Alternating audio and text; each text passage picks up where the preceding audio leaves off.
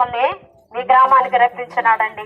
అయితే ఈ మాటలు మీరు ఎక్కడైతే నిలబడుకొని ఈ మాటలు వినగలుగుతారో మీ కుటుంబాలు మీ బిడ్డలు ఆశీర్వదించబడతారండి. చూడండి, దేవుడు యేసు ప్రభుల వారు మన కొరకు వచ్చిన తండ్రి, మన కొరకు ప్రాణం పెట్టిన త్తండ్రి, మన కోసమే వచ్చిన తండ్రి, నీ కొరకు నా కొరకు ప్రాణం పెట్టిన తండ్రి. ఆ కలవరి సిలువలో ఆయన కొరడా దెబ్బలు తిని మన కొరకు ఆయన ప్రాణ త్యాగం చేసిన గొప్ప తండ్రి అండి.